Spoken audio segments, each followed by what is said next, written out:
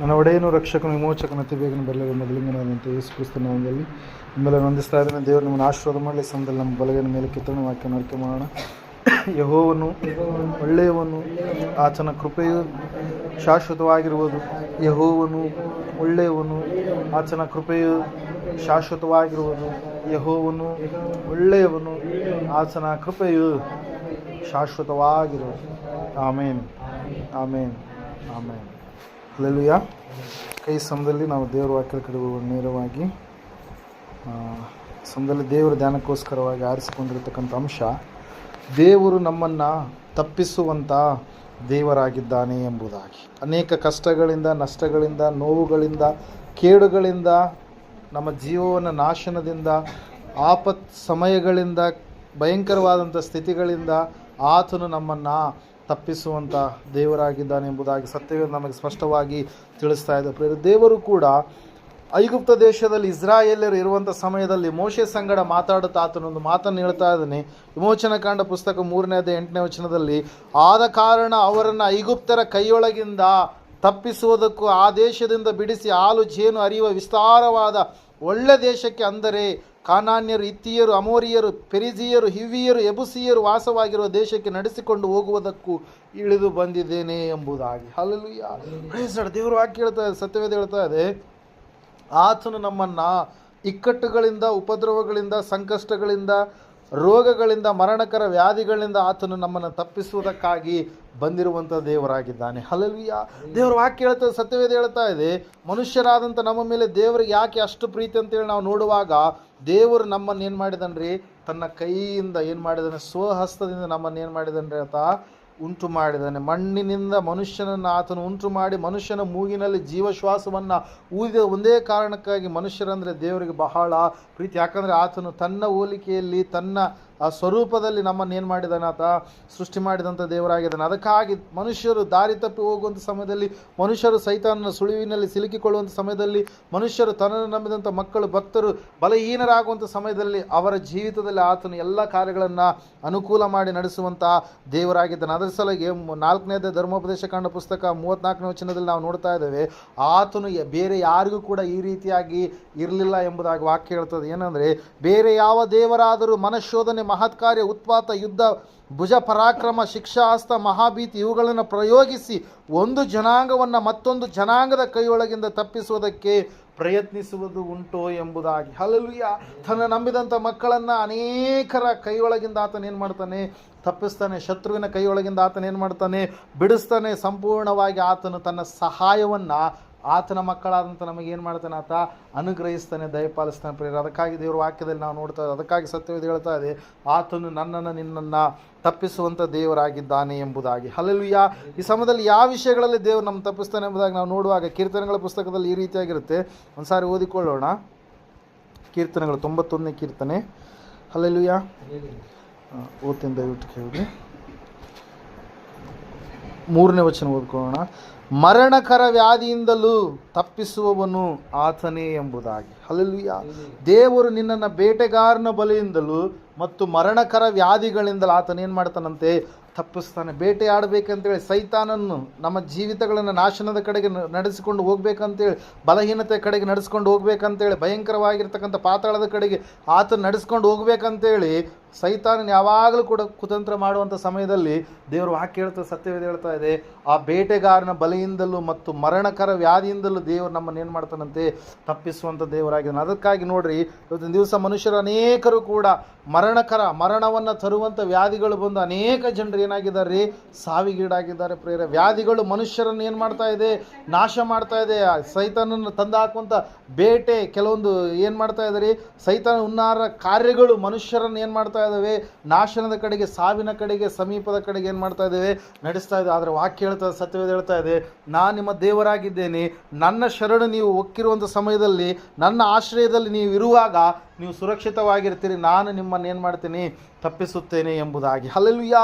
Praise. ಅದಕ್ಕಾಗಿ ದೇವರು ವಾಕ್ಯ ಹೇಳ್ತಾರೆ, ಸತ್ಯವೇದ ಹೇಳ್ತಾ ಇದೆ ಪ್ರಿಯರೇ, ಮರಣಕರ ವ್ಯಾಧಿಯಲ್ಲಿ ಅನೇಕ ಭಕ್ತರು ಬಿದ್ದಂಥ ಸಮಯದಲ್ಲಿ ದೇವರ ಬಳಿಯಲ್ಲಿ ಅವರು ಪ್ರಾರ್ಥನೆ ಮಾಡಿದಾಗ ದೇವರು ಅವರನ್ನು ಏನು ಮಾಡಿದನ್ರಿ, ಆ ವ್ಯಾಧಿಗಳಿಂದ ಏನು ಮಾಡಿದ್ದಾನೆ, ತಪ್ಪಿಸಿದ್ದಾನೆ ಪ್ರೇಯರ್. ಆ ರೋಗದಿಂದ ಏನು ಮಾಡಿದ್ದಾನೆ?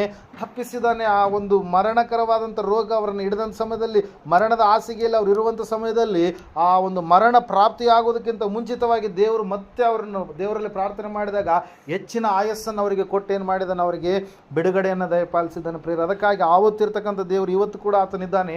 ಆತನು ಹೇಳುವಂಥ ಮಾತು ಒಂದೇ, ನಾನು ನಿನ್ನನ್ನು ಬೇಟೆಗಾರನ ಬಲಿಯಿಂದಲೂ ಮರಣಕರ ವ್ಯಾಧಿಯಿಂದಲೂ ನಾನೇನು ಮಾಡ್ತೇನೆ? ತಪ್ಪಿಸುತ್ತೇನೆ ಎಂಬುದಾಗಿ. ನಾನು ನಿನ್ನ ಜೀವವನ್ನು ನಾಶನದಿಂದ ತಪ್ಪಿಸ್ತೇನೆ, ನಾನು ಮರಣಕರ ವ್ಯಾಧಿಗಳಿಂದ ನಾನು ನಿನ್ನನ್ನು ತಪ್ಪಿಸುತ್ತೇನೆ ಎಂಬುದಾಗಿ. ಯೇಸು ಕ್ರಿಸ್ತ ನರಾವತಾರಿಗೆ ಈ ಲೋಕಕ್ಕೆ ಇಳಿದು ಬಂದ ಸಮಯದಲ್ಲಿ ಆತನು ಕೂಡ ಅನೇಕ ಜನರು ಮರಣಕರವಾಗಿರ್ತಕ್ಕಂಥ ಕಾಯಿಲೆಗಳಿಗೆ ತುತ್ತಾದ ಸಮಯದಲ್ಲಿ, ಶಾಪದ ಕಾಯಿಲೆಗಳಿಗೆ ತುತ್ತಾದ ಸಮಯದಲ್ಲಿ ಅನೇಕರನ್ನು ಆತನೇನು ಮಾಡಿದರೆ? ತನ್ನ ಕರುಣೆಯಿಂದ, ಕೃಪೆಯಿಂದ, ಕನಿಕರದಿಂದ ಏನು ಮಾಡಿದಾತ? ಸ್ವಸ್ಥ ಮಾಡಿದ ಪ್ರೇಯರ್. ಇವತ್ತು ನಾವು ಪ್ರಾರ್ಥಿಸಬೇಕಾಗಿದೆ. ನೀನು ಯಾವೊಂದು ವಿಷಯಗಳಿಗಾಗಿ, ಯಾವೊಂದು ಸಂಗತಿಗಳಿಗಾಗಿ ದೇವರ ಹತ್ರ ಪ್ರಾರ್ಥಿಸ್ತೀಯೋ, ದೇವರ ಹತ್ರ ಮೊರೆ ಇಡ್ತೀಯೋ, ದೇವರ ಹತ್ರ ಜ್ಞಾಪಕ ಮಾಡಿಕೊಳ್ತೀಯೋ, ದೇವರಿಗೆ ನೀನು ಸಂಪೂರ್ಣವಾಗಿ ನಿನ್ನ ಜೀವಿತವನ್ನು ಒಪ್ಪಿಸಿಕೊಟ್ಟು ಪ್ರಾರ್ಥಿಸ್ತೀಯೋ, ದೇವರು ಖಂಡಿತವಾಗಿ ಏನು ಮಾಡ್ತಾನೆ? ಆ ವ್ಯಾಧಿಗಳನ್ನು ನಿನ್ನಿಂದ ಏನು ಮಾಡ್ತಾನೆ? ಆತ ದೂರ ಮಾಡ್ತಾನೆ ಪ್ರೇಯರ್. ಅದಕ್ಕಾಗಿ ವಾಕ್ಯ ಹೇಳ್ತಾ ಇದೆ, ಅದಕ್ಕಾಗಿ ಸತ್ಯವೇದ ಹೇಳ್ತಾ ಇದೆ. ಏನಂತ ಹೇಳಂತಂದರೆ, ದೇವರು ನಿನ್ನನ್ನು ತಪ್ಪಿಸುವಂಥ ದೇವರಾಗಿದ್ದಾನೆ. ಬೇಟೆಗಾರನ ಬಲಿಯಿಂದ ತಪ್ಪಿಸ್ತಾನೆ, ಮರಣಕರ ವ್ಯಾಧಿಗಳಿಂದ ಆತ ನಿನ್ನನ್ನು ಏನು ಮಾಡ್ತಾನೆ? ತಪ್ಪಿಸುವಂಥ ದೇವರಾಗಿದ್ದಾನೆ ಪ್ರೇಯರ್. ಅದಕ್ಕಾಗಿ ನಾವು ದೇವರಲ್ಲಿ, ದೇವರ ಒಂದು ಸುರಕ್ಷಿತ ಸ್ಥಾನದಲ್ಲಿ, ಸರ್ವಶಕ್ತನ ಆಶ್ರಯದಲ್ಲಿ ನಾವು ಇರುವಂಥದ್ದಾದರೆ, ಖಂಡಿತವಾಗಿ ನಾವು ಬೇಡುವಂಥದ್ದಾದರೆ, ಆತನಲ್ಲಿ ಭರವಸೆವಿಟ್ಟು ಆತನನ್ನೇ ನಮ್ಮ ದುರ್ಗವು, ರಕ್ಷಣೆಯ ಭರವಸೆ ಎಂಬುದಾಗಿ ನಾವು ಹೇಳುವಂಥದ್ದಾದರೆ, ಖಂಡಿತವಾಗಿ ದೇವರು ಏನು ಮಾಡ್ತಾನೆ? ನಮ್ಮನ್ನು ತಪ್ಪಿಸ್ತಾನೆ ಪ್ರೇಯರ್. Hallelujah, praise. ನಾವು ನೋಡ್ತಾ ಇದ್ದೇವೆ, ಸತ್ಯವೇದ ಹೇಳ್ತಾ ಇದೆ ಸ್ಪಷ್ಟವಾಗಿ. ಎರಡನೇದಾಗಿ ಆತನು ನಮ್ಮ ಜೀವವನ್ನು ನಾಶನದಿಂದ ತಪ್ಪಿಸ್ತಾನೆ. 103ನೇ ಕೀರ್ತನೆ 4ನೇ ವಚನ ಈ ರೀತಿಯಾಗಿ ಹೇಳ್ತಾ ಇದೆ, ನಿನ್ನ ಜೀವವನ್ನು ನಾಶದಿಂದ ತಪ್ಪಿಸುವವನು, ಪ್ರೀತಿ ಕೃಪೆಗಳೆಂಬ ಕಿರೀಟದಿಂದ ನಿನ್ನನ್ನು ಶೃಂಗರಿಸುವವನು ಆಗಿದ್ದಾನೆ ಎಂಬುದಾಗಿ ದೇವರು ವಾಕ್ಯ ಹೇಳ್ತದೆ. ಯಾವುದರಿಂದ ತಪ್ಪಿಸ್ತಾನೆ ಅಂತಾರೆ? ದೇವರು ನಾಶ. Hallelujah, praise. ಇಲ್ಲಿ ನಾವು ನೋಡ್ತಾ ಇದ್ದೇವೆ, ದೇವರು ಆತನು ವಿಮೋಚಕನಾದಂಥ ದೇವರಾಗಿದ್ದಾನೆ. ನಮ್ಮನ್ನು ನಾಶನದಿಂದ ಆತನ ಏನು ಮಾಡ್ತಾನೆ? ತಪ್ಪಿಸ್ತಾನೆ. ಸಾವಿನ ಒಂದು ಸೂಚನೆಯಿಂದ, ವಿನಾಶದಿಂದ, ಆ ಭಯಂಕರವಾದಂಥ ಕತ್ತಲೆಯ ಶಿಕ್ಷೆಯಿಂದ ದೇವರು ನಮ್ಮನ್ನು ಏನು ಮಾಡ್ತಾನೆ? ರಕ್ಷಿಸುವಂಥ ದೇವರಾಗಿದ್ದಾನೆ ಪ್ರೇಯರ್. ಅದಕ್ಕಾಗಿ ವಾಕ್ಯ ಹೇಳ್ತದೆ, ನಿನ್ನ ಜೀವವನ್ನು ನಾಶದಿಂದ ನಾನು ತಪ್ಪಿಸುತ್ತೇನೆ ಎಂಬುದಾಗಿ. Hallelujah, prayer. ಅದಕ್ಕಾಗಿ ಪ್ರೇಯರ್, ಮರಣಕರ ವ್ಯಾಧಿ, ಬೇಟೆಗಾರನ ಬಲೆಯಿಂದ ಮಾತ್ರವಲ್ಲ, ದೇವರು ನಿನ್ನ ಜೀವವನ್ನು ನಾಶವಾದಂಥ ಸ್ಥಿತಿಗತಿಗಳು ಯಾವುದಿದವೋ, ನಾಶನಕ್ಕೆ, ವಿನಾಶನದ ಕಡೆಗೆ ನಡೆಸುವಂಥ ಸ್ಥಿತಿಗತಿಗಳು ಯಾವಿದವೋ, ಶಿಕ್ಷೆಗಳು ಯಾವಿದವೋ, ಭಯಂಕರವಾಗಿರ್ತಕ್ಕಂಥ ಅವಮಾನಕರವಾದಂಥ ಸ್ಥಿತಿಯ ಕಡೆಗೆ ನಡೆಸಿಕೊಂಡು ಹೋಗುವಂಥವುಗಳು ಯಾವಿದವೋ, ಅವೆಲ್ಲವುಗಳಿಂದ ದೇವರು ಏನು ಮಾಡ್ತಾನೆ ಅಂತ ಹೇಳ್ತದೆ ವಾಕ್ಯ? ನಿನ್ನನ್ನು ತಪ್ಪಿಸ್ತಾನೆ ಎಂಬುದಾಗಿ. Hallelujah, praise. ಯಾಕಂತಂದರೆ ದೇವ್ರ ವಾಕ್ಯದಲ್ಲಿ ನಾವು ನೋಡ್ತಾ ಇದ್ದೇವೆ, ಆತನು ನಿನ್ನನ್ನು ತಾನು ಕೊಡುವಂಥ ಕಿರೀಟಗಳು ಯಾವುದಂದ್ರೆ ಪ್ರೀತಿ ಮತ್ತು ಕೃಪೆ ಎನ್ನುವಂಥ ಕಿರೀಟದಿಂದ ನಮ್ಮನ್ನು ಏನು ಮಾಡ್ತಾನೆ ಅಂತ ಆತ ಶೃಂಗರಿಸುವಂಥ ದೇವರಾಗಿದ್ದಾನೆ ಎಂಬುದಾಗಿ. ಹಲ್ಲೆಲೂಯಾ. ಲೋಕದ ಯಾವುದೇ ಸಾಮ್ರಾಜ್ಯಕ್ಕಿಂತಲೂ ಉತ್ತಮವಾದಂಥ ಕಿರೀಟಗಳನ್ನು ದೇವರು ಯಾರಿಗೆ ಕೊಡ್ತಾನೆ ರೀ?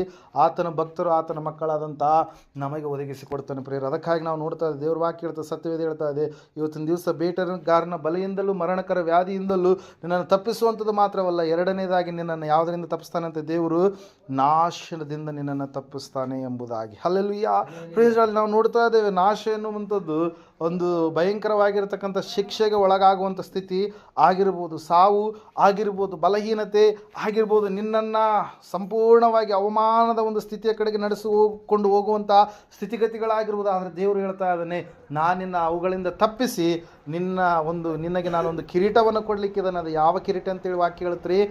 ಪ್ರೀತಿ ಕೃಪೆಗಳೆಂಬ ಕಿರೀಟದಿಂದ ನಾನು ನಿನ್ನನ್ನು ಏನು ಮಾಡ್ತೀನಿ? ಶೃಂಗರಿಸುವಂಥ ದೇವರಾಗಿದ್ದೇನೆ ಎಂಬುದಾಗಿ. Hallelujah, praise. ನಾವು ನೋಡ್ತಾ ಇದ್ದೇವೆ, ದೇವ್ರ ವಾಕ್ಯ ಹೇಳ್ತಾ, ಸತ್ಯವೇದ ಹೇಳ್ತಾ ಇದೆ. ಅಷ್ಟು ಮಾತ್ರವಲ್ಲದೆ ಮೂರನೇದಾಗಿ ನಾವು ನೋಡ್ತಾ ಇದ್ದೇವೆ, ದೇವರಂತೆ ನಮ್ಮನ್ನು ಏನು ಮಾಡ್ತಾನಂತ ಹೇಳ್ತಾ ಇದೆ ಅಂದ್ರೆ ವಾಕ್ಯ, ಎಲ್ಲ ಕೇಡಿನಿಂದಲೂ ಆತನ ಏನು ಮಾಡ್ತಾನಂತೆ? ತಪ್ಪಿಸುತ್ತಾನೆ ಎಂಬುದಾಗಿ. ಮೂರನೇದಾಗಿ ಯಾವುದ್ರಿ? ಕೇಡುಗಳು ಬರುವುದುಂಟು. ನಾವು ಹಗಲಿನಲ್ಲಿ, ಇರುಳಿನಲ್ಲಿ ನಾವು ಹೋಗುವಂಥ ಸಮಯದಲ್ಲಿ, ಬರುವಂಥ ಸಮಯದಲ್ಲಿ ಸಾವು ಯಾವ ರೀತಿಯಾಗಿ ಬರುತ್ತೋ ಅಂತೇಳಿ ಇವತ್ತಿನ ದಿವಸ ಮನುಷ್ಯರಿಗೆ ಏನಾಗ್ತಾ ಇಲ್ಲ ರೀ? ತಿಳಿತಾ ಇಲ್ಲ ಪ್ರೇಯರ್. ಸಾವು ಕೇಳಿ ಬರುತ್ತಾ? ಕೆಲವೊಬ್ರು ಹಂಗೆ ಗಾಡಿ ಮೇಲೆ ಹೋಗ್ತಾ ಇರ್ತಾರೆ, ಸ್ಮರಣದ ಸುದ್ದಿ ಅನ್ನುವಂಥದ್ದು ಬರುತ್ತೆ ಪ್ರೇಯರ್. ಕೆಲವೊಬ್ರು ಹಂಗೆ ಮಲಗಿರ್ತಾರೆ, ಮಲಗಿದಲ್ಲೇ ಅವ್ರು ಏನಾಗಿರ್ತಾರೆ? ಸತ್ತೋಗಿರ್ತಾರೆ ಪ್ರೇಯರ್. ಇನ್ನು ಕೆಲವೊಬ್ರು ನಾವು ನೋಡುವಾಗ ಅವರು ಆಫೀಸಲ್ಲಿ ಕೆಲಸ ಮಾಡ್ತಾ ಇರ್ತಾರೆ, ಕೆಲಸ ಮಾಡುವಂಥ ಸಮಯದಲ್ಲಿಯೇ ಅವ್ರು ಏನಾಗಿರ್ತಾರೆ?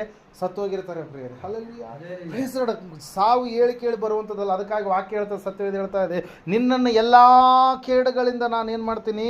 ತಪ್ಪಿಸುತ್ತೇನೆ ಎಂಬುದಾಗಿ. ಎಲ್ಲ ಕೇಡುಗಳಿಂದ ನಾನು ನಿನ್ನನ್ನು ಏನು ಮಾಡ್ತೀನಿ? ತಪ್ಪಿಸುತ್ತೇನೆ. ಅಷ್ಟು ಮಾತ್ರವಲ್ಲದೆ ನಿನ್ನ ಪ್ರಾಣವನ್ನು ಕೂಡ ನಾನು ಏನು ಮಾಡ್ತೀನಿ?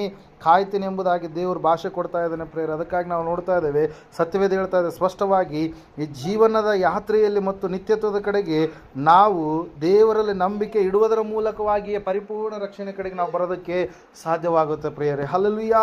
ಪ್ರೇಯರ್ ಅರ್ಧ ಸಲ 2 ತಿಮೋಥೆ 4:18 ನಾವು ನೋಡುವಾಗ ದೇವರ ವಾಕ್ಯ ಈ ರೀತಿಯಾಗಿ ಹೇಳ್ತಾ ಇದೆ, ನಾನು ಯಾವ ದುಷ್ಕೃತ್ಯವನ್ನು ಮಾಡದಂತೆ ಕರ್ತನ ನನ್ನನ್ನು ಕಾಪಾಡಿ ತನ್ನ ಬಳಿಗೆ ಪರಲೋಕ ರಾಜ್ಯಕ್ಕೆ ಸೇರಿಸುವನು, ಯುಗ ಯುಗಾಂತರಗಳಲ್ಲಿಯೂ ಆತನಿಗೆ ಸ್ತೋತ್ರ ಎಂಬುದಾಗಿ. ಹಲ್ಲೆಲೂಯಾ. ಪ್ರೇಯರ್ ಅದಕ್ಕಾಗಿ ಪ್ರೇಯರ್ 1 ಪೇತ್ರ 1:5 ಈ ರೀತಿಯಾಗಿ ಹೇಳುತ್ತೆ ವಾಕ್ಯ, ಅಂತ್ಯಕಾಲದಲ್ಲಿ ಪ್ರತ್ಯಕ್ಷವಾಗುವುದಕ್ಕೆ ಸಿದ್ಧವಾಗಿರುವ ರಕ್ಷಣೆಯು ನಂಬುವವರಾದ ನಿಮಗೇ ದೊರೆಯಬೇಕೆಂದು ದೇವರು ನಿಮ್ಮನ್ನು ತನ್ನ ಬಲದಿಂದ ಕಾಯುತ್ತಾನೆ ಎಂಬುದಾಗಿ. ನೀವು ಕೇಡಿಗೆ ಪಾತ್ರರಲ್ಲ, ದೇವರು ನಿಮ್ಮ ಜೀವಿತದಲ್ಲಿ ಮೇಲನ್ನು ತರಬೇಕಂತೇಳಿ ಆತನು ಇಷ್ಟಪಟ್ಟಿದ್ದಾನೆ. ಕೇಡಿಗಾಗಿ ಒಂದು ಲೋಕ ಇದೆ, ಕೇಡಿಗಾಗಿ ಒಂದು ಸ್ಥಳ ಇದೆ, ಕೇಡಿಗೋಸ್ಕರವಾಗಿ ಒಂದು ಸ್ಥಳ ಸಿದ್ಧವಾಗಿದೆ. ಆ ಕೇಡಿನ ಸ್ಥಳದಲ್ಲಿ ನೀವು ಯಾರು ಸಿಲುಕಿ ಹಾಕಿಕೊಳ್ಳಬಾರ್ದು ಅಂತೇಳಿ ದೇವರು ಇವತ್ತಿನ ದಿವಸ ನಮ್ಮ ಸಂಗಡ ಮಾತಾಡ್ತಾ ಇದ್ದಾರೆ. ಏನಂತೇಳಿ ಅಂತಂದರೆ, ನಾನು ನಿನ್ನನ್ನು ಎಲ್ಲ ಕೇಡಿನಿಂದ ತಪ್ಪಿಸ್ತೇನೆ, ನಿನ್ನ ಪ್ರಾಣವನ್ನು ನಾನು ಏನು ಮಾಡ್ತೇನೆ, ಕಾಯ್ತೇನೆ, ನಿನ್ನ ಆತ್ಮವನ್ನು ನಾನು, ನಿನ್ನ ಜೀವವನ್ನು ಏನು ಮಾಡ್ತೇನೆ, ಕಾಯ್ತೇನೆ ಎಂಬುದಾಗಿ. ಮನುಷ್ಯನ ಆಲೋಚನೆ ಹೆಂಗಿರುತ್ತೆ ಅಂದರೆ, ಈ ಲೋಕದಲ್ಲಿ ಜೀವಿಸುವವರಿಗೆ ಆಯ್ತಪ್ಪ ಒಳ್ಳೆ ರೀತಿಯಲ್ಲಿ ಜೀವಿಸ್ಬಿಟ್ರೆ ಆಯ್ತು, ಈ ಲೋಕವನ್ನು ಬಿಟ್ಟು ಹೋಗೋದ್ರೊಳಗಡೆಯಾಗಿ ಒಳ್ಳೆ ರೀತಿಯಲ್ಲಿ ಮೆರಿಬೇಕು, ಉರಿಬೇಕು ಏನಂತ ಹೇಳಿ ಎಲ್ಲವುಗಳನ್ನು ಈ ಲೋಕದಲ್ಲಿ ಮಾಡ್ತಾನೆ. ಈ ಲೋಕವನ್ನು ಬಿಟ್ಟು ಹೋಗೋದ್ರೊಳಗಡೆಯಾಗಿಯೇ ಒಂದು ಲೋಕ ಇದೆ, ಆ ಪರಲೋಕಕ್ಕೆ ನಾನು ಸೇರಬೇಕಾದ್ರೆ, ಆ ಒಂದು ಆತ್ಮಲೋಕಕ್ಕೆ ನಾನು ಸೇರಿಸಬೇಕಾದ್ರೆ ಈ ಲೋಕದಲ್ಲಿ ನಾನು ಯಾವ ರೀತಿಯಾಗಿ ಸಿದ್ಧವಾಗಿರ್ಬೇಕಂತೇಳಿ ಮನುಷ್ಯನ ಏನು ಮಾಡ್ತಾ ಇಲ್ಲ ರೀ, ತಿಳಿದುಕೊಳ್ತಾ ಇಲ್ಲ ಪ್ರೇಯರೇ. ಹಲ್ಲೆಲೂಯಾ. ಪ್ರೇಯರ್ ಅದಕ್ಕಾಗಿ ಪ್ರೇಯರ್ ನಾವು ಈ ಒಂದು ಸತ್ಯವೇದ ಏನಂತೇಳಿ ತಿಳಿಸ್ತಾ ಇದೆ ಅಂತಂದರೆ, ಹೊಸ ಜನ್ಮದ ಕುರಿತಾಗಿ ಮಾತಾಡ್ತಾ ಇದೆ. ಹಲ್ಲೆಲೂಯಾ. ನಾವು ಹೊಸಬರಾಗಿ ಹುಟ್ಟಬೇಕು, ಹೊಸದಾದಂಥ ಲೋಕ ನಮಗೋಸ್ಕರವಾಗಿ ಸಿದ್ಧವಾಗಿದೆ. ಆ ಹೊಸದಾದಂಥ ಲೋಕಕ್ಕೆ ನಾವು ಹೋಗಬೇಕಾದ್ರೆ, ಅಲ್ಲಿ ಪ್ರತಿನಿಧಿಗಳು ನಾವು ಆಗಬೇಕಾದ್ರೆ, ಈ ಲೋಕದಲ್ಲಿ ಯೇಸು ಕ್ರಿಸ್ತನ ರಕ್ತದ ಮೂಲಕವಾಗಿ ನಮ್ಮನ್ನು ನಾವು ಶುದ್ಧಿಪಡಿಸಿಕೊಳ್ಳಲಾರದೆ ಹೋದರೆ, ನಾವು ಪುನಃ 2ನೇ ಸಾರಿ ಹುಟ್ಟಲಾರದೆ ಹೋದರೆ, ನೀರಿನ ಮೂಲಕವಾಗಿ, ರಕ್ತದ ಮೂಲಕವಾಗಿ, ನಾವು ನೀರಿನ ಮೂಲಕವಾಗಿ ಆತ್ಮನಲ್ಲಿ ನಾವು ಹುಟ್ಟಲಾರದೆ ಹೋದರೆ, ರಕ್ತದ ಮೂಲಕವಾಗಿ ಶುದ್ಧಿ ಆಗಲಾರದೆ ಹೋದರೆ ನಮ್ಮ ಜೀವಿತ ಏನಾಗುತ್ತೆ, ಆ ಒಂದು ಕೇಡಿನಲ್ಲಿ ಸಿಕ್ಕಿ ಬೀಳುತ್ತೆ ಪ್ರೇಯರ್. ಅದಕ್ಕಾಗಿ ವಾಕ್ಯ ಹೇಳ್ತದೆ, ಸತ್ಯವೇದ ಹೇಳ್ತದೆ, ಇವತ್ತಿನ ದಿವಸ ನಮ್ಮ ಪ್ರಾಣಗಳು ಕಾಪಾಡಲ್ಪಡಬೇಕಾದ್ರೆ ನಾವು ಹೊಸದಾಗಿ ಹುಟ್ಟದಿದ್ದರೆ ದೇವರ ರಾಜ್ಯವನ್ನು ಕಾಣುವುದೇ ಇಲ್ಲ ಎಂಬುದಾಗಿ ಹೇಳುವಂಥ ದೇವರ ವಾಕ್ಯಕ್ಕೆ ನಾವು ಏನು ಮಾಡಬೇಕು ರೀ, ವಿಧೇಯತೆಯನ್ನು ತೋರಿಸಬೇಕು ಪ್ರೇಯರೇ. ಹಲ್ಲೆಲೂಯಾ. ಅನೇಕ ಗ್ರಂಥಗಳು ಲೋಕದಲ್ಲಿ ಇದ್ದಾಗಲೂ ಕೂಡ ಒಂದು ಗ್ರಂಥ ಸಂಪೂರ್ಣವಾದಂಥ ಸತ್ಯದ ಕಡೆಗೆ, ಸಂಪೂರ್ಣವಾದಂಥ ವಿಮೋಚನೆಯ ಕಡೆಗೆ, ಸಂಪೂರ್ಣವಾದಂಥ ಮಾನವನ ಆತ್ಮೀಯ ಜೀವಿತ ಏನಾಗಲಿಕ್ಕೆ ಇದೆ ಎಂಬುದಾಗಿ ತಿಳಿಸುವಂಥದ್ದು ಒಂದೇ ಒಂದು ಗ್ರಂಥ ಪ್ರೇಯರೇ. ಅದು ನಿನ್ನನ್ನು ಸತ್ಯವೇದದಲ್ಲಿ ಮಾತ್ರ ಅದನ್ನು ನಾವು ತಿಳಿದುಕೊಳ್ಳೋದಕ್ಕೆ ಸಾಧ್ಯ. ನಿನ್ನನ್ನು ಆ ಸತ್ಯವೇದ ಮಾತ್ರ ಒಂದು ಮೋಕ್ಷ ಲೋಕಕ್ಕೆ ಸೇರಿಸೋದಕ್ಕೆ ಸಾಧ್ಯ ಇದೆ ಪ್ರೇಯರ್. ಅದಕ್ಕಾಗಿ ನಾವು ನೋಡ್ತಾ ಇದ್ದೇವೆ, ದೇವರ ವಾಕ್ಯ ಹೇಳ್ತಾ ಇದೆ, ದೇವರು ನಿನ್ನನ್ನು ಮೊದಲನೇದಾಗಿ ಏನ್ರಿ, ಬೇಟೆಗಾರನ ಬಲಿಯಿಂದಲೂ ಮರಣಕರ ವ್ಯಾಧಿಗಳಿಂದಲೂ ತಪ್ಪಿಸ್ತಾನೆ. 2ನೇದಾಗಿ ನಾವು ನೋಡಿದಂಥವರಾಗಿದೆ, ಯಾವುದರಿಂದ ತಪ್ಪಿಸ್ತೀನಿ ಎಂಬುದಾಗಿ ಹೇಳಿದರು ದೇವರು, ಜೀವವನ್ನು ನಾಶದಿಂದ ತಪ್ಪಿಸ್ತೀನಿ ಅಂತೇಳಿ ಹೇಳಿದರು. 3ನೇದಾಗಿ ಇವತ್ತಿನ ಈ ಸಮಯದಲ್ಲಿ ನಾವು ನೋಡ್ತಾ ಇದ್ದೇವೆ, ನಿನ್ನನ್ನು ಎಲ್ಲ ಕೇಡಿನಿಂದ ದೇವರು ಏನು ಮಾಡ್ತಾನಂತ, ಆತನು ತಪ್ಪಿಸುವಂಥ ದೇವರಾಗಿದ್ದಾನೆ ಪ್ರೇಯರೇ. ಹಲ್ಲೆಲೂಯಾ. ಪ್ರೇಸ್. ನಾವು ನೋಡುವಾಗ ದೇವರು ವಾಕ್ಯ ಹೇಳ್ತಾ, ಸತ್ಯವೇದ ಹೇಳ್ತಾ ಇದೆ, 1 ಥೆಸಲೋನಿಕ 10ನೇ ವಚನದಲ್ಲಿ, ಈ ಯೇಸು ಮುಂದೆ ಬರುವ ದೈವ ಕೋಪದಿಂದ ನಮ್ಮನ್ನು ತಪ್ಪಿಸುವ ಆತನಾಗಿದ್ದಾನೆ. ದೇವರು ಇವತ್ತಿನ ಸಮಯದಲ್ಲಿ ಆತನು ಮುಂದೆ ಒಂದು ದಿವಸ ತನ್ನ ಕೋಪವನ್ನು ಪ್ರದರ್ಶಿಸುವಂಥ ದಿನಗಳಿದೆ, ತನ್ನ ಉಗ್ರ ಕೋಪವನ್ನು ಪ್ರದರ್ಶಿಸುವಂಥ ಸಮಯದಲ್ಲಿ ನಮ್ಮನ್ನು ತಪ್ಪಿಸುವಂಥ ಆತನು ಒಬ್ಬ ಆತನೇ ಇದ್ದಾನೆ ಪ್ರೇಯರ್. ನರಮನುಷ್ಯನಾಗಿ ಈ ಲೋಕಕ್ಕೆ ಹೊರಟು ಬಂದು ನಮ್ಮ ಸ್ಥಾನದಲ್ಲಿ ನಮ್ಮ ಎಲ್ಲ ಪಾಪಗಳನ್ನು ತನ್ನ ಪರಿಶುದ್ಧ ದೇಹದಲ್ಲಿ ತನ್ನ ಆತ್ಮನಲ್ಲಿ ಭರಿಸಿಕೊಂಡಿರ್ತಕ್ಕಂಥ ಯೇಸು ಕ್ರಿಸ್ತನು ಏನಾಗಿದ್ದಾನ್ರಿ, ನಮಗೋಸ್ಕರವಾಗಿ ನಮ್ಮ ಸ್ಥಾನದಲ್ಲಿ ಆತನು ಶಿಕ್ಷೆಯನ್ನು ಹೊಂದಿ ನಮ್ಮೆಲ್ಲರಿಗೆ ಏನು ಮಾಡಿದ, ಆತ ವಿಮೋಚನೆಯನ್ನು ಕೊಟ್ಟ ಪ್ರೇಯರ್. ಆತನು ಮಾತ್ರ ನಮ್ಮನ್ನು ಮುಂದೆ ಬರುವಂಥ ದೈವ ಉಗ್ರ ಕೋಪದಿಂದ ತಪ್ಪಿಸಲು ಶಕ್ತನಾದಂಥ ದೇವರಾಗಿದ್ದಾನೆ. ಅದಕ್ಕಾಗಿ ಆವತ್ತಿನ ದಿವಸ ಭಯಂಕರವಾದಂಥ ಕಾರ್ಯಗಳು ಈ ಲೋಕದಲ್ಲಿ ನಡೀಲಿಕ್ಕಿದ್ದಾವೆ ಪ್ರೇಯರ್. ಭಯಂಕರವಾದಂಥ ಘೋರ ಕೃತ್ಯಗಳು ಈ ಲೋಕದಲ್ಲಿ ನಾವು ನೋಡಬೇಕಾಗತ್ತೆ. ಇವತ್ತಿನ ದಿವಸ ಈಗಲೇ ನಾವು ನೋಡ್ತಾ ಇದ್ದ ಅಂತ್ಯಕಾಲದಲ್ಲಿ ಕಠಿಣ ಕಾಲಗಳು ಬಂದು ಭಯಂಕರವಾದಂಥ ಕೃತ್ಯಗಳು ನಡೀತವೆ ಅಂತೇಳಿ ದೇವರು ತಿಳಿಸಿದ ಹಾಗೆ ಇವತ್ತಿನ ದಿವಸ ಅನೇಕರು ಕೂಡ ಏನು ಮಾಡ್ತಾ ಇದ್ದಾರೆ, ದೈವ ವಿರೋಧಿ ಕಾರ್ಯಗಳನ್ನು ಮಾಡುತ್ತಾ ಬಲಹೀನರಾಗಿ ಭಯಂಕರವಾದಂಥ ಸ್ಥಿತಿಯ ಕಡೆಗೆ, ಮೋಸ ಎನ್ನುವಂಥದ್ದು ಹೆಚ್ಚಾಗಿದೆ, ಭ್ರಷ್ಟಾಚಾರ ಎನ್ನುವಂಥದ್ದು ಹೆಚ್ಚಾಗಿದೆ, ವ್ಯಭಿಚಾರ ಎನ್ನುವಂಥದ್ದು ಹೆಚ್ಚಾಗಿದೆ, ಭಯಂಕರವಾಗಿರ್ತಕ್ಕಂಥ ಮೋಸದ ಕಾರ್ಯಗಳು ಎನ್ನುವಂಥದ್ದು ಹೆಚ್ಚಾಗಿದೆ.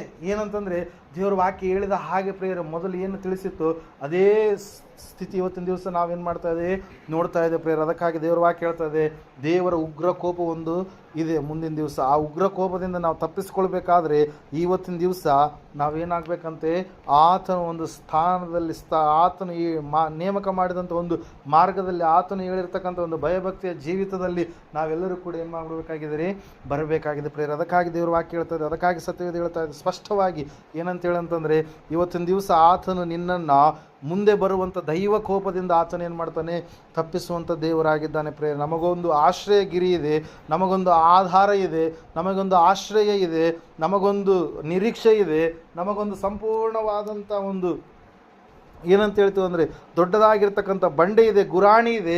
ಅದು ಯೇಸು ಎನ್ನುವಂಥ ನಾಮದಲ್ಲಿಯೇ ನಮಗೆ ಸಿಗುವಂಥದ್ದಾಗಿದೆ ಪ್ರಿಯರೇ. ಮತ್ತು ನಾವು ನೋಡ್ತಾ ಇದ್ದೇವೆ 2 ಪೇತ್ರನ ಪತ್ರಿಕೆ 2:9 ವಚನದಲ್ಲಿ, ಕರ್ತನು ಭಕ್ತರನ್ನು ಕಷ್ಟಗಳೊಳಗಿಂದ ತಪ್ಪಿಸುವುದಕ್ಕೂ ದುರ್ಮಾರ್ಗಿಗಳನ್ನು ನ್ಯಾಯ ತೀರ್ಪಿನ ದಿನದ ತನಕ ಶಿಕ್ಷಾನುಭವದಲ್ಲಿ ಇಡುವುದಕ್ಕೂ ಬಲ್ಲವನಾಗಿದ್ದಾನೆ. ದೇವರು ಏನು ಮಾಡ್ತಾನಂತೆ, ಮತ್ತೆ ಭಕ್ತರಿಗೆ ಬರುವಂಥ ಕಷ್ಟಗಳಿಂದ ಆತನೇನು ಮಾಡ್ತಾನೆ, ನಮ್ಮನ್ನು ತಪ್ಪಿಸ್ತಾನೆ ಪ್ರಿಯರೇ. Hallelujah, praise Lord. ದೇವರ ಮಕ್ಕಳಿಗೆ ಬರುವಂಥ ಕಷ್ಟಗಳು ಶೋಧನೆಗೆ ಮೀರುವಂಥ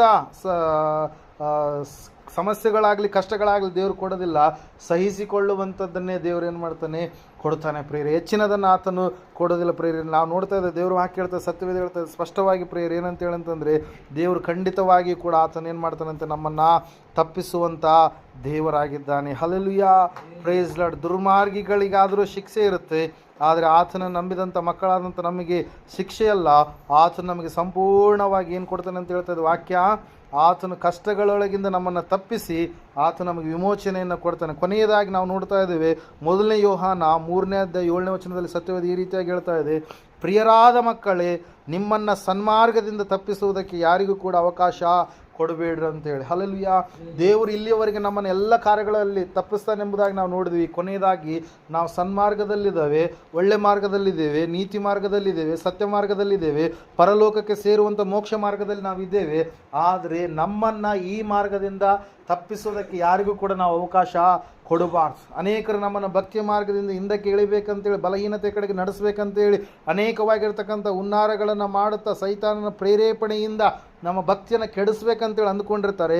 ಅವುಗಳಿಗೆ ಯಾವಗಳಿಗೂ ಕೂಡ ನಾವು ತಲೆ ಕೆಡಿಸಿಕೊಳ್ಳದೆ ಸಂಪೂರ್ಣವಾಗಿ ನಿಜವಾದ ಭಕ್ತಿ ಎಲ್ಲಿದೆ ಅದನ್ನು ನಾವು ತಿಳಿದುಕೊಂಡು ಆ ಭಕ್ತಿಯ ಮಾರ್ಗದಲ್ಲಿ ನಾವು ನಡಿಬೇಕು ಪ್ರಿಯರೇ. ದೇವರು ವಾಕ್ಯ ಹೇಳ್ತಾ ಇದೆ, ಬೇಟಗಾರನ ಬಲಿಯಿಂದ ಆತನ ತಪ್ಪಿಸ್ತಾನೆ, ನಿತ್ಯ ನಾಶನದಿಂದ ಆತ ನಿನ್ನನ್ನು ತಪ್ಪಿಸ್ತಾನೆ, ಭಯಂಕರವಾಗಿರ್ತಕ್ಕಂಥ ಶೋಧನೆ ಸಮಯದಿಂದ ಆತ ನಿನ್ನನ್ನು ತಪ್ಪಿಸ್ತಾನೆ, ಕಷ್ಟಗಳಿಂದ ನಾನು ನಿನ್ನನ್ನು ತಪ್ಪಿಸ್ತೀನಿ ಎಂಬುದಾಗಿ ಹೇಳಿದ್ದಾನೆ. ನಾನೇ ಇಳಿದು ಬಂದಿದ್ದೇನೆ, ನಾನೇ ನಿನ್ನನ್ನು ತಪ್ಪಿಸ್ತೀನಿ ಎಂಬುದಾಗಿ ಹೇಳಿದ್ದಾನೆ. ಆತನು ಹೇಳ್ತಾ ಇದ್ದಾನೆ ಏನಂತ ಹೇಳಿದ್ರೆ, ದೈವ ಕೋಪದಿಂದ ನಾನು ನಿನ್ನನ್ನು ತಪ್ಪಿಸ್ತೇನೆ ಎಂಬುದಾಗಿ. ಹಲ್ಲೆಲೂಯಾ.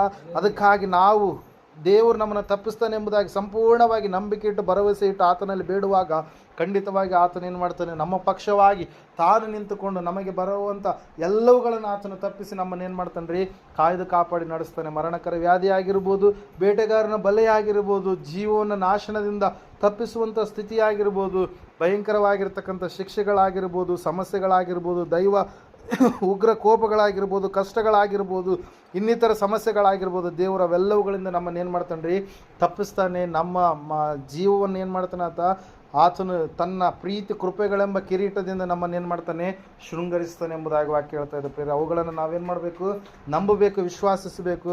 ಸಂಪೂರ್ಣವಾಗಿ ಯಾರು ನಂಬಿಕೆ ಇಡ್ತಾರೆ, ವಿಶ್ವಾಸ ಇಡ್ತಾರೆ, ಖಂಡಿತವಾಗಿ ಅವರ ಜೀವಿತದಲ್ಲಿ ಅವರ ಕಾರ್ಯವನ್ನು ಹೊಂದಿಕೊಳ್ಳೋದಕ್ಕೆ ಸಾಧ್ಯವಾಗುತ್ತೆ ಪ್ರಿಯರೇ. ಈ ಸಮಯದಲ್ಲಿ ನಾವು ಮೊಣಕಾಲೂರೋಣ, ಪ್ರಾರ್ಥನೆ ಮಾಡೋಣ. ದೇವರು ವಾಕ್ಯ ಹೇಳ್ತಾ, ಸತ್ಯವೇದ ಹೇಳ್ತಾ ಇದೆ, ನಾನು ನಿನ್ನನ್ನು ತಪ್ಪಿಸುತ್ತೇನೆ, ನನ್ನ ಮಗಳೇ, ನನ್ನ ಮಗನೇ, ನೀನು ಭಯಪಡಬೇಡ. ಯಾವ ವಿಷಯಕ್ಕಾಗಿ ನೀನು ಬಲಹೀನನಾಗಿದ್ದೀಯ, ಯಾವ ವಿಷಯ ನಿನ್ನನ್ನು ಚಿಂತೆಗೆ ಈಡು ಮಾಡಿದೆ, ಯಾವ ವಿಷಯ ನಿನ್ನನ್ನು ಕುಗ್ಗುವಿಕೆಗೆ ಈಡು ಮಾಡಿದೆ, ದೇವರು ವಾಕ್ಯ ಹೇಳ್ತಾ ಇದೆ. ಒಂದು ವೇಳೆ ಮರಣಕರ ವ್ಯಾಧಿ ನಿನ್ನನ್ನು ಹಿಡಿದಿದೆಯಾ, ನಾಶನದ ಸ್ಥಿತಿ ನಿನ್ನನ್ನು ಹಿಡಿದಿದೆಯಾ, ನಿನ್ನ ಪ್ರಾಣವನ್ನು ಉಳಿಸ್ತೀನಿ ಎಂಬುದಾಗಿ ಆತನು ಹೇಳಿದ್ದಾನೆ, ಕಷ್ಟಗಳಿಂದ ತಪ್ಪಿಸ್ತೀನಿ ಎಂಬುದಾಗಿ ಆತನು ಹೇಳಿದ್ದಾನೆ. ನಾನೇ ನನ್ನ ಜನರ ದುರಾವಸ್ಥೆಯನ್ನು ತಪ್ಪಿಸುವಂಥ ದೇವರು ಎಂಬುದಾಗಿ ದೇವರ ವಾಕ್ಯದಲ್ಲಿ ನಾವು ನೋಡ್ತಾ ಇದ್ದೇವೆ. ಸಹೋದರ ಸಹೋದರಿ, ಇವತ್ತಿನ ದಿವಸ ಇಸ್ರಾಯೇಲರ ದುರಾವಸ್ಥೆಯನ್ನು ನಾನು ತಪ್ಪಿಸ್ತೀನಿ ಎಂಬುದಾಗಿ ದೇವರ ವಾಕ್ಯ ಮಾತಾಡ್ತಾ ಇದೆ. ಈ ಸಮಯದಲ್ಲಿ ಪ್ರಾರ್ಥನೆ ಮಾಡೋಣ.